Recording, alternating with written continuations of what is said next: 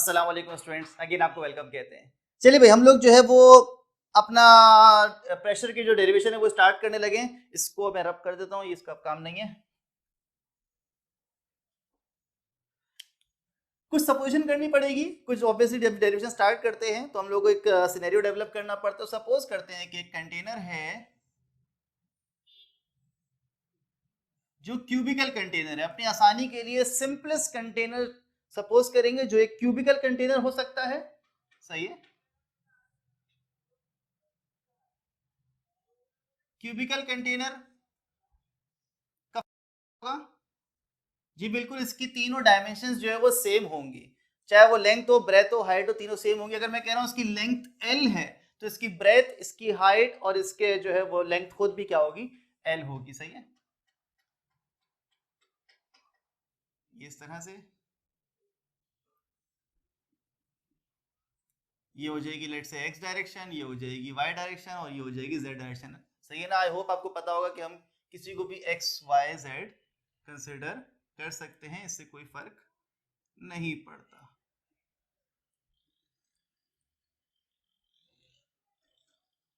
चलिए भाई, इसको मैं कंप्लीट कर लेता हूं।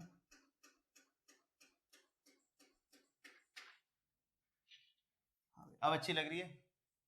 ओके, इसमें होगा क्या, इसमें गैस के बहुत सारे पार्टिकल्स मूव कर रहे हैं। एक पार्टिकल यहां पॉडी कर रहा है, कोई पार्टिकल यहां पॉडी कर रहा है। सही है ना। ये पार्टिकल यहां पर है, ये पार्टिकल ऐसे जा रहा है, ये पार्टिकल ऐसे जा रहा है, ये पार्टिकल ऐसे जा रहा है। सही है ना। पार्टिकल कैसे मोशन पे, according to kinetic mechanical theory? जी बिल्कुल, पार्टिकल्स रैंडम मोशन में, कोई पार्टिकल यहाँ, कोई पार्टिकल वहां, कोई पार्टिकल इस तरह से मूव करते हुए जा रहे हैं। ओके, अगर ये गैस है तो मान लेते हैं कि हर पार्टिकल का मास m है। Mass of each particle is m and length of cubical container is l। सही है, ये हो गया। आई होप ये 2 पॉइंट्स काफी है। सही है।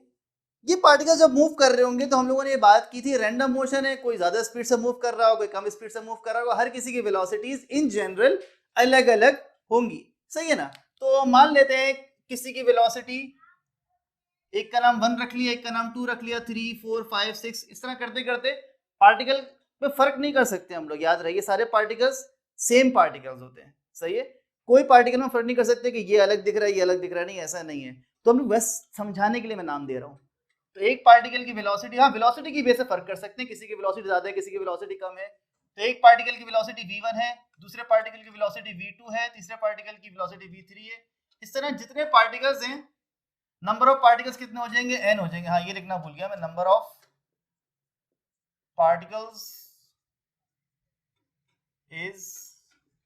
इज आएगा, आर आएगा, नंबर और नंबर इज,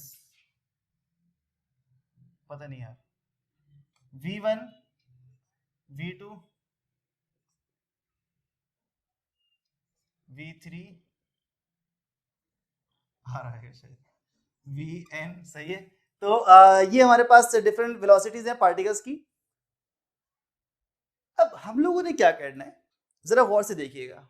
अच्छा, वो रूट याद रहे, रूट क्या था, प्रेशर कैलकुलेट करना है। प्रेशर होता है फोर्स अपॉन एरिया, और फोर्स बराबर होता है delta P over delta T upon, और ये हो जाएगा एरिया। सही है ना, इस तरह से हो जाएगा।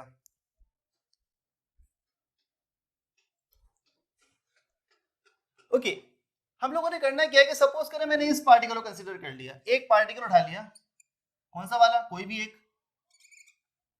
इस पार्टिकल की वेलोसिटी है v1। सही है। अच्छा, ये प्रेशर बिल्डअप भी किस वजह से होता है, पार्टिकल्स के मूव करने की वजह से, वेलोसिटी की वजह से ना, ऐसा ही है। इस पार्टिकल की वेलोसिटी v1 है, मैं ये कह सकता हूं कि वो जो v1 वेलोसिटी है, v1 in x direction i, v1 y j plus v1 z k। इस तरह कोई दूसरा पार्टिकल होगा जिसकी वेलोसिटी v2 होगी, तो v2x in the direction of i, v2y in the direction of j, v2z in the direction of के, इस तरह डिफरेंट पार्टिकल्स की वेलोसिटी होगी। सही है, हमारे पास पार्टिकल की वेलोसिटी एक्स में भी हो सकती है, वाई में, जेड में, एक पर्टिकुलर डायरेक्शन है ना। अब वो डायरेक्शन में कुछ कंपोनेंट एक्स होगा, कुछ कंपोनेंट वाई होगा, कुछ कंपोनेंट जेड होगा, हो सकता है ना भी हो, लेकिन हम लोग अपनी आसानी के लिए जनरल केस मान लिया। हम लोग क्या करेंगे, पार्टिकल की सिर्फ और सिर्फ एक्स डायरेक्शन को फिलहाल कंसिडर करेंगे अपनी सिंप्लिसिटी के लिए। सिर्फ और सिर्फ पार्टिकल का एक्स कंपोनेंट यूज करेंगे, जो एक्स कंपोनेंट को जिस तरह सॉल्व करेंगे उसी को अप्लाई करेंगे वाई कंपोनेंट के ऊपर, उसी मेथड को अप्लाई करेंगे जेड कंपोनेंट के ऊपर। सही है, और आखिर में तीनों क्या कर देंगे, कंबाइन कर देंगे। हमें जरूरत नहीं पड़ेगी इन दोनों के लिए सॉल्व करने के लिए, हम डायरेक्ट करेंगे, बस इसको सॉल्व करेंगे और बाकी जो इसका आंसर आ रहा होगा उसके हिसाब से इसका आंसर बना लेंगे, उसके हिसाब से इसका आंसर बना लेंगे। अभी देखेंगे कैसे। खैर, पार्टिकल का सिर्फ और सिर्फ एक्स डायरेक्शन वाला कंपोनेंट देखते हैं कि एक्स डायरेक्शन का कंपोनेंट का क्या मतलब है। अब वो क्या रहा होगा, ये जो पार्टिकल है इसका नाम रख लेते हैं A B C D A. ये जो सरफेस है, ये जो फेस है वॉल का, A B C D A, ये पार्टिकल इसका x कंपोनेंट इस डायरेक्शन के अंदर है v1x, यानी कि मैं कह सकता हूं this particle carrying mass m। अब चीजें कनेक्ट होंगी, the particle carrying mass m and moving in the x direction, although it is moving in all direction, 3 dimension है, लेकिन हम लोग सिर्फ और सिर्फ x कंपोनेंट वेलोसिटी की बात कर रहे हैं। सही है, ये यहां पर जाएगा, जाके इसके फेस पे टकराया, और फेस पे टकराने के बाद क्या होगा, वापसी पलटेगा। तो पहले ये जा रहा है, देन ये वापसी पलटेगा। पहले वेलोसिटी इस डायरेक्शन के अंदर थी, टकरा के आया, अब वेलोसिटी किस डायरेक्शन में हो जाएगी, इस डायरेक्शन में हो जाएगी। ऐसा हो जाएगा। मैं यहां पर क्या बताना चाह रहा हूं कि हम लोग इसका कैलकुलेट कर सकते हैं मोमेंटम। जी बिल्कुल, मोमेंटम क्या होता है, मास मल्टीप्लाई वेलोसिटी। मैं ये कह सकता हूं कि initial momentum of this particle 1 will be, किस डायरेक्शन में जा रहा है, इस डायरेक्शन में जा रहा है, ऐसे। तो इनिशियल मोमेंटम क्या हो जाएगा, mv1x। We all know momentum का फॉर्मूला क्या होता है। अच्छा, डेल्टा पी, ये प्रेशर है, हाँ, इससे कंफ्यूज नहीं होगा, ये प्रेशर है और ये मोमेंटम है, प्लीज इससे परेशान मत होइएगा। मैं ऐसे लिख देता हूँ, मोमेंटम बराबर है मास इंटू वेलोसिटी के। तो मास m है, वेलोसिटी v1x है। सिमिलरली फाइनल मोमेंटम क्या होगा, ये जाके टकराएगा और टकरा के वापसी आएगा। क्या इसका मास चेंज हो गया, नहीं सर, मास तो चेंज नहीं हुआ। क्या चेंज हुआ, वेलोसिटी पहले इस डायरेक्शन में थी, अब वेलोसिटी इस डायरेक्शन में होगी। सर क्या वेलोसिटी की वैल्यू चेंज नहीं होगी। अब आता है सहारा काइनेटिक मॉलिक्यूलर थ्योरी का, the collisions are perfectly elastic. जिस वेलोसिटी पे जाके टकराएगा और टकरा के वापसी उसी वेलोसिटी पे रिबाउंड हो जाएगा। अभी सरफेस तो मूव नहीं कर सकती ना, तो क्या होगा, वो उसी वेलोसिटी पे वापसी आ जाएगा। तो अब डायरेक्शन क्या हो जाएगी, ऑपोजिट डायरेक्शन, माइनस की तरफ आ जाएगा, mv1x। बेटा ऐसे कह सकता हूं कि जाते हुए मोमेंटम mv1x टकराया, देन वापसी आते हुए क्या हो जाएगा, माइनस mv1x, ऐसा हो जाएगा। ओके, आई होप यहां तक क्लियर होगा, समझ में आ रहा होगा। मुश्किल चीजें हैं, परेशान नहीं होना, कमेंट सेक्शन अवेलेबल है, वहां पूछ लेना। सही है, वरना व्हाट्सएप पे भी आप राब्ता कर सकते हो। ये सिंपलेस्ट केस है, सिर्फ एक डायरेक्शन में पार्टिकल जाएगा, टकराएगा और वापसी आ जाएगा। सर हम लोग कोलिजन, अब ये सवाल मेरा है आपसे, सर हम लोग कोलिजन जो है वो, हमने कहा था कोलिजन आपस में भी हो सकता है और वॉल से भी हो सकता है, दोनों जगह से कोलिजन हो सकता है। तो सर हम वॉल वाला कोलिजन क्यों देख रहे हैं, क्या पता रास्ते में कोई पार्टिकल यार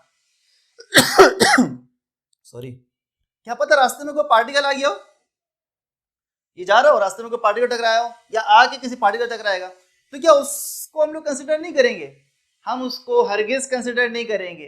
क्यों,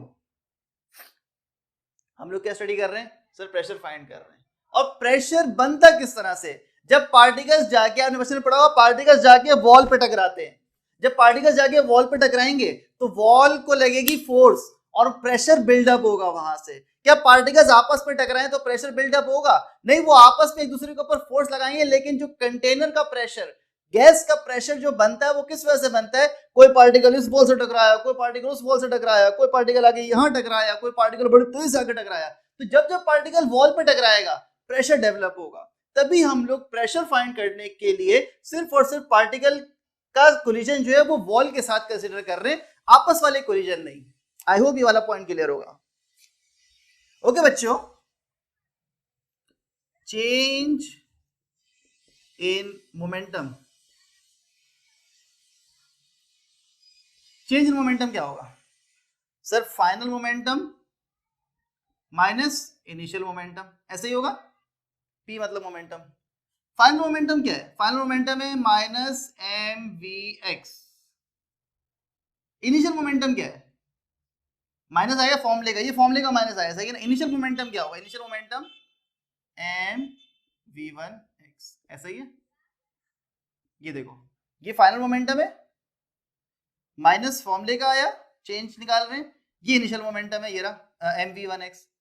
इसकी वैल्यू कितनी हो जाएगी? इसकी वैल्यू दोनों माइनस हैं, ऐड हो जाएंगे, ये हो जाएगा change in momentum, change momentum minus में हो जाएगा। जी सर बिल्कुल हो जाएगा, मैथमेटिकल तो ये आंसर आ रहा है। अब इसका मतलब क्या है वो आगे जाके समझ में आएगा, लेकिन मैथमेटिकल ये आंसर आ रहा है। mv1x दो मरतबा आया, 1 है, 1 mv1x, सही है ना। फर्स्ट पार्टिकल की बात हो रही है, तो लेकिन दो नेगेटिव आने की वजह से वो क्या हो गया, ऐड हो गया। आई होप यहाँ तक क्लियर होगा। चलिए अब मैं इसको रब कर रहा हूँ, सही है। आपको नोट करना है, आप नोट कर लो, स्क्रीनशॉट ना लेकर नोट कर लेगा साथ साथ, सही है। और फिर नेक्स्ट पार्ट पे आते हैं।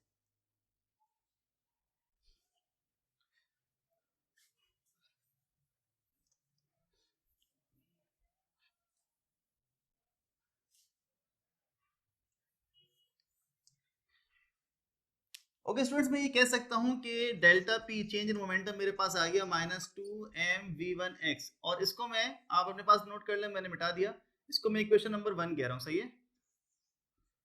ओके ये हो गया। अब जरा देखें, मुझे क्या चाहिए? मोमेंटम निकाल ली। अब मैं क्या निकालूंगा? टाइम निकालता हूँ। ये पार्टिकल मूव करके जा रहे हैं, we all know v is equal to s upon t होता है, v is equal to s upon t होता है। इसकी वेलोसिटी कितनी है? v1x है।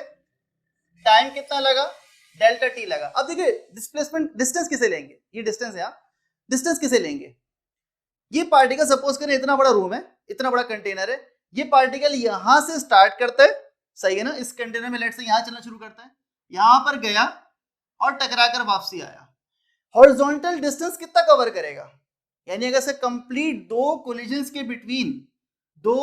के बिटवीन वॉल से होने वाले दो कोलिजन के बिटवीन अगर इसका डिस्टेंस निकाला जाए, सर ये ऊपर नहीं जाएगा बेटा, हम सिर्फ हॉरिजॉन्टल पार्ट कंसीडर कर रहे हैं, सही है ना। ये यहां से लेकर गया, देन टकराकर वापसी आया, दो कोलिजन्स के बिटवीन, देखिए दो कोलिजन्स के बिटवीन नहीं कहेंगे, यहां से स्टार्ट करके घूमकर वापसी आया। अगर वो अपनी जगह पर वापसी आ रहा है, सही है ना, इस तरह से मूव करे जा रहा है, एक कंप्लीट पाथ के लिए कितना ट्रेवल करेगा? जरा गौर से सुने। यहां से यहां तक जाते हुए कितनी लेंथ कवर करेगा? l, और वापसी आएगा तो कितना हो जाएगा? 2l। इस वेलोसिटी के साथ जो v1x जाते हुए यहां पर v1x थी, आते हुए -v1x थी, ये पूरा पाथ कितना कवर कर रहा है? पूरा पाथ कवर करेगा कितना? 2l। s is equal to 2l।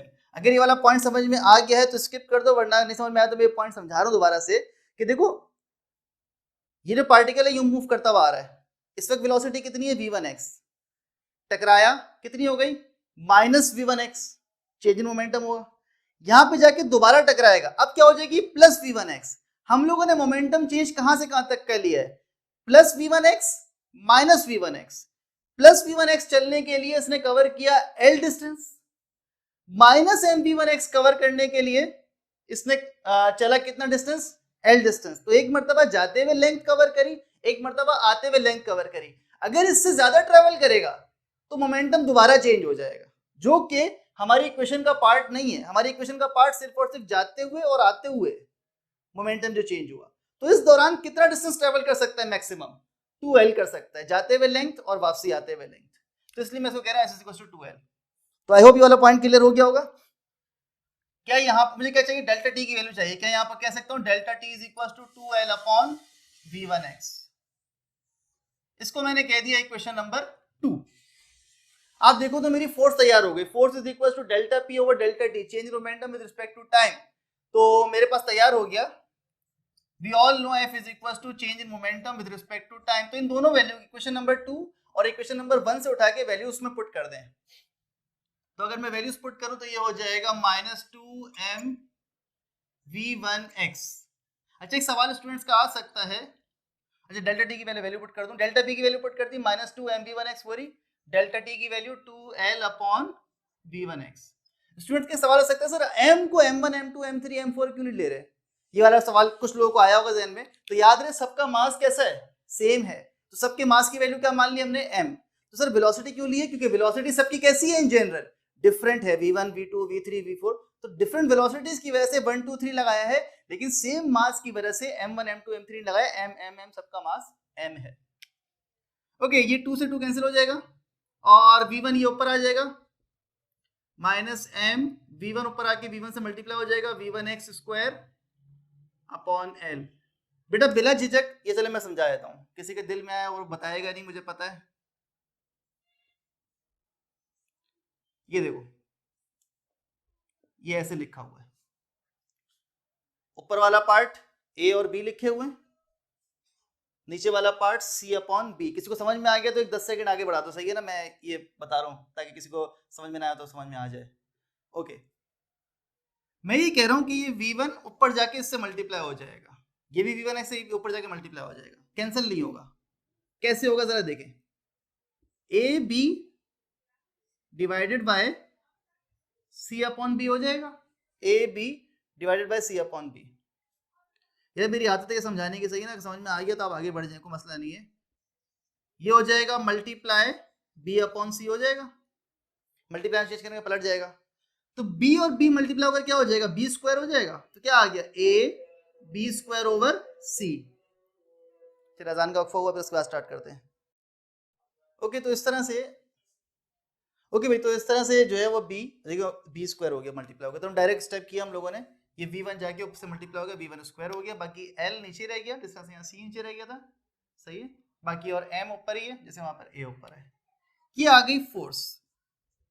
अब बेटा यहाँ पर बड़ी इंपॉर्टेंट बात है, वो स्टार्टर पे बतानी चाहिए थी, लेकिन कोई मसला नहीं है, आप माशाल्लाह समझदार हो, समझ जाओगे। यहाँ पर एक बहुत इंपॉर्टेंट बात, एक तो देखो अच्छी सी बात ये कि माइनस साइन तंग कर रहा है, जिससा लग रहा है माइनस साइन क्यों है, माइनस साइन हटना चाहिए। एंड मजे की बात ये, नेचर के अकॉर्डिंग जो हम लोग काम कर रहे हैं, जो मैथमेटिक्स कर रहे हैं, माइनस साइन खुद ब खुद हटेगा। ओके हम लोगों ने फाइंड करना है प्रेशर। प्रेशर क्या होता है कि molecules exert force on container। Molecule आया, कंटेनर पे फोर्स लगाई और उस वो प्रेशर डेवलप होता है, सही है ना। तो मैं कह सकता हूं force by molecule on, force by molecule on wall of container. m का मतलब मॉलिक्यूल है और w का मतलब कंटेनर की वॉल, सही है ना।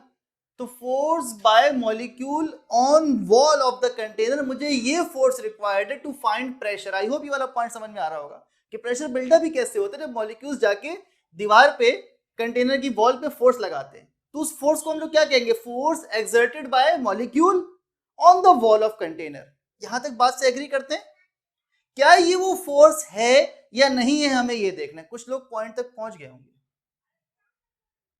ये पार्टिकल चलता हुआ जा रहा था, जाके दीवार से टकराया, इसका क्या चेंज हो गया, मोमेंटम चेंज हो गया। किसका चेंज हुआ है सर, इस पार्टिकल का मोमेंटम चेंज हुआ है। इस पार्टिकल का मोमेंटम चेंज किस वजह से हुआ, सर रास्ते में दीवार आ गई थी, दीवार से टकराया और मोमेंटम चेंज हो गया। अगर दीवार ना आती तो ये चलता रहता चलता रहता चलता रहता, जहां दीवार आती उससे टकराता और टकरा के वापसी आ जाता, ऐसा था।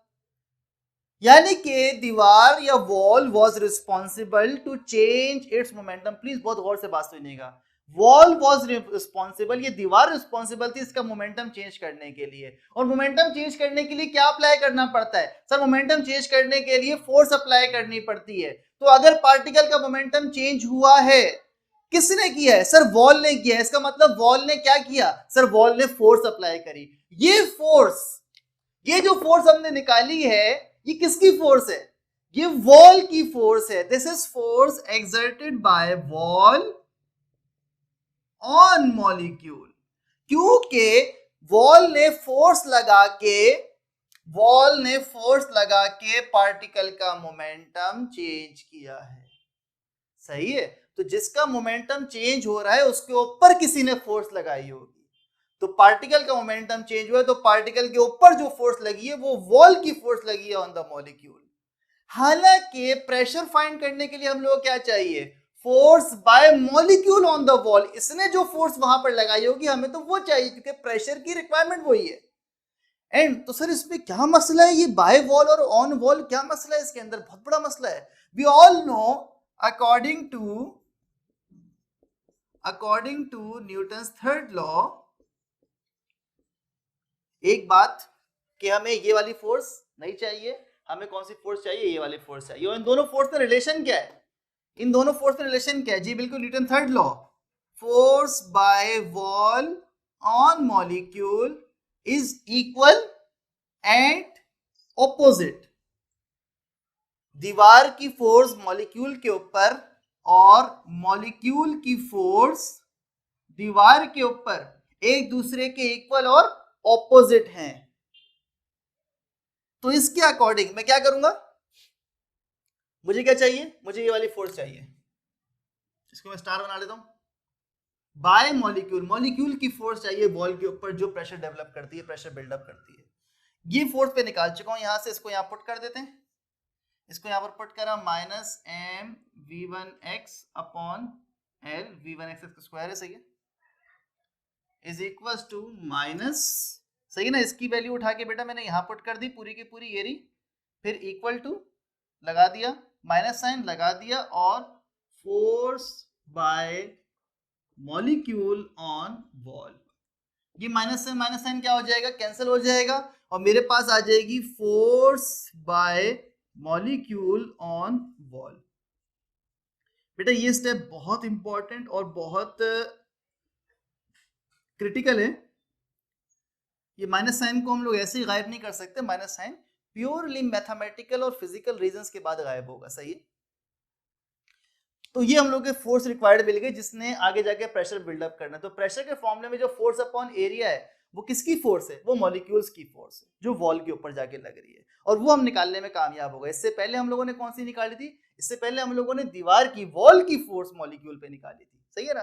तो वो नहीं चाहिए थी, हम लोगों को दूसरी फोर्स चाहिए थी। आई होप ये वाला पॉइंट क्लियर होगा। अगर नहीं समझ में आया तो एक मरतबा और देख लो, थोड़ा सा मैं बोर करूंगा, लेकिन एक मरतबा और देख लो, और अगर फिर भी समझ में ना आए तो कमेंट्स में डिस्कस करें। आपका भाई किसी और तरीके से, आपका भाई जो है किसी और तरीके से समझाएगा, कोई मसला नहीं है, परेशान नहीं होइएगा। खैर, अब मैं इसको रब कर रहा हूं जरा साइडों को। मेरे पास अब तक जो इक्वेशंस आ गई हैं उसको मैं लिख लेता हूं यहाँ पर, और ऑब्वियसली ये मैं दो पार्ट्स में आपको दूंगा, क्योंकि एक पार्ट में बहुत लंबी वीडियो हो जाएगी। मेरे बोर्ड हिल रहा है तो मुझे चक्कर आ रहे हैं। ये दूसरी इक्वेशन थी। तीसरी इक्वेशन इसको कह लेते हैं, ये इसको नहीं कहते, इसका काम की कंफ्यूज ना करे आपको, डायरेक्ट तीसरी इक्वेशन इसको कहते हैं कि हमें ये चाहिए था, mv1x स्क्वायर ओवर एल। सही है भाई, ये आ गया, ये आ गई थर्ड इक्वेशन हमारी। अच्छा, मैं इसको बार बार m ऑन w नहीं लिखूंगा, क्योंकि अब तो समझ में आ गया ना हम लोग को, डायरेक्ट f लिखा करूंगा मैं। हाँ, क्योंकि पार्टिकल 1 की बात हो रही है तो उसकी फोर्स होगी, पार्टिकल 2 अलग फोर्स लगाएगा, पार्टिकल 3 अलग फोर्स लगाएगा। कोई ज्यादा स्पीड से जाएगा, फोर्स डिपेंड कर रही है स्पीड पे, तो कोई स्लो जाएगा, कोई ज्यादा स्पीड से जाएगा, तो हर किसी की फोर्स क्या होगी? अलग अलग होगी, सही है। तो ये वाला पॉइंट प्लीज गौर से समझिएगा, ये बहुत जरूरी है।